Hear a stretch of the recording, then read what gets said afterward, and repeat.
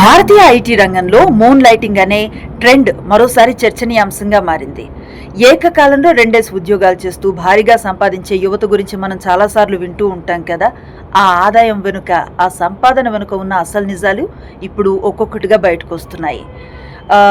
Tyre 3 సిటీకి సంబంధించినటువంటి ఒక యువ సాఫ్ట్వేర్ ఉద్యోగి దాదాపు 4 ఏళ్ల కాలంలోనే ఏడాదికి 70 లక్షల పైనే సంపాదించాడట. ఎటువంటి హోమ్ లోన్కి వెళ్లకుండానే 1,30,00,000 విలువ చేసే ఇల్లు కూడా కొనుగోలు చేశాడు. ఇదంతా వింటుంటే ఒక డ్రీమ్ లైఫ్లా అనిపిస్తుంది కదా.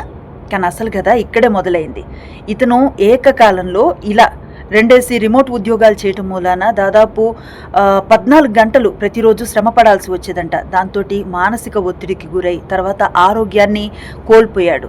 ముఖ్యంగా అతని ఫ్యామిలీకి, స్నేహితులకి సమయాన్ని ఇవ్వలేకపోయాడు. ఇదే విషయాన్ని సోషల్ మీడియాలో ప్రస్తావిస్తూ నా సంఘ జీవితం పూర్తిగా శూన్యమైపోయిందంటూ అతను వాపోయాడు. ఈ సంఘటన మనందరికీ ఒక విషయాన్ని గుర్తు చేస్తుంది. అదేంటంటే మనం ఎంతైనా పని చేయొచ్చు, ఎంతైనా కష్టపడచ్చు, సంపాదించవచ్చు.